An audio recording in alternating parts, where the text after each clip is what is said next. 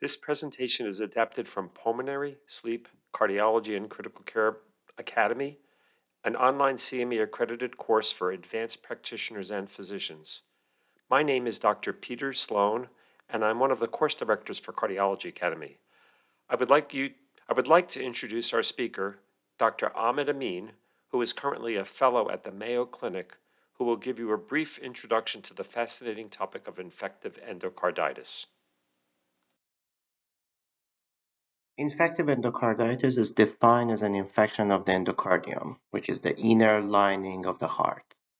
This can include the heart valves, other endocardial surfaces, or indwelling cardiac devices, which can be either electronic or mechanical. For infective endocarditis to occur, there must be circulating microorganisms in the bloodstream, which can come from various sources, including the indwelling catheters. We're talking about dialysis catheters, chemoports. They can also come from oral cavity in people who are having dental infection or dental procedures. It's crucial to always remember that immune-compromised people, they are at higher risk of having circulating microorganisms. When bacteria are in the bloodstream, next that they need is a susceptible environment to sit and multiply, which can be provided by abnormal blood flow around a valvular heart disease or a congenital heart disease. They can also sit on prosthetic valves or implantable cardiac devices because they lack the inert and natural immune system defense against the microorganisms. And these two together can cause infection inside the heart. Well, there is an incidence of 5 to 7 cases per 100,000 person years. And infective endocarditis is the third most life-threatening infection. The mean age of affected patients is above 60. Men are more commonly affected, and we have a male to female ratio of approximately 2 to 1. In terms of which heart valves are most commonly involved, the mitral valve is the most affected, and that follows by aortic valve and then tricuspid valve. This is a gross pathology of infective endocarditis involving the mitral valve. The left ventricle has been opened to display the mitral valve apparatus, which includes the papillary muscle in the bottom of the picture, the chordae tendineae, and then the leaflets. And you can appreciate large, chunky masses sitting on the leaflets. These are infected vegetations. Next, let's have a look at the histopathology of these masses, and this is in H&E staining. What you would expect to see in the histopathology of endocarditis are colonies of organisms. But it is important to keep in mind that in appropriate clinical setting, the presence of neutrophil and fibrin is sufficient to diagnose infective endocarditis. This is a crucial point, and we're gonna come back to this point as an important aspect of diagnosis. So here you can see the microorganisms,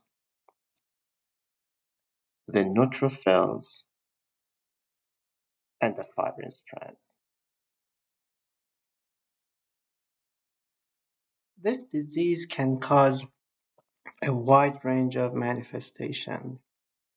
Infective endocarditis by involving the valve structures, also the conductive system of the heart, can cause heart failure and heart block. A key element in the presentation is peripheral embolization of infective material, I mean the particles of the vegetation. There's also an immune system reaction that can cause different presentation on different organs. The two most important would be skin and kidney. So you may have heard about Janeway lesions, Osler node, and also glomerulonephritis.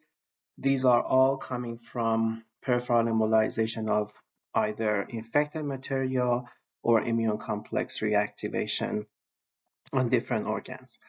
In addition, there's sometimes a component of local invasion that can destruct the structures around the site of the vegetation, and that can actually cause a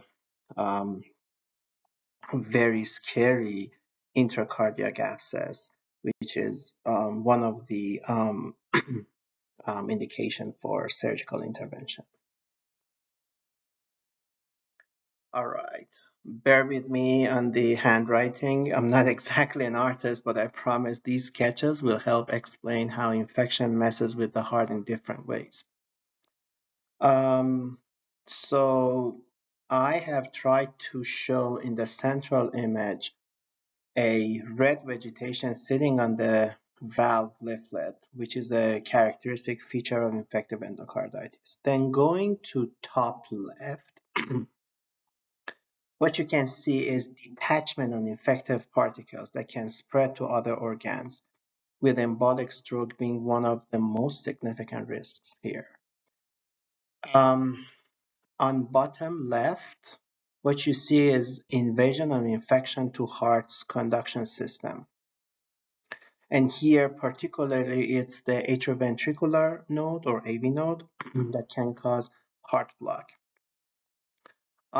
This is mostly represented by a prolonged PR interval in the ECG, which is an alarming sign, and we all should be aware of any ECG changes in terms of conduction block, because that's actually a very important sign of infection spread.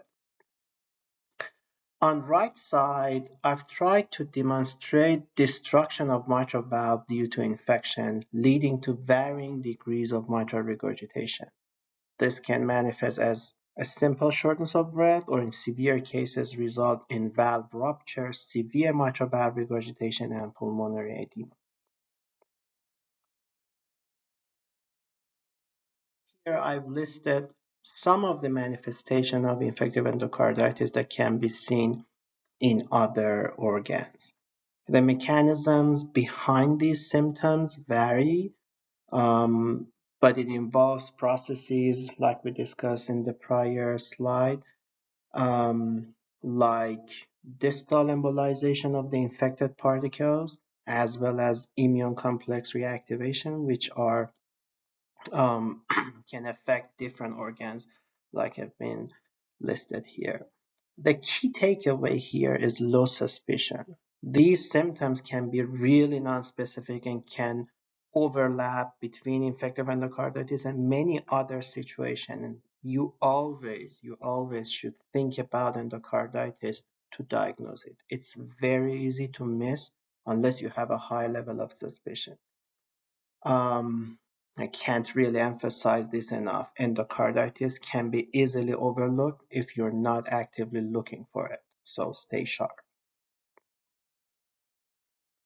If you'd like to learn more, please visit our educational center at pulmonaryandsleepacademy.com, where we have 70 hours of self-paced online CME-accredited courses covering pulmonary, sleep, cardiology, and critical care medicine.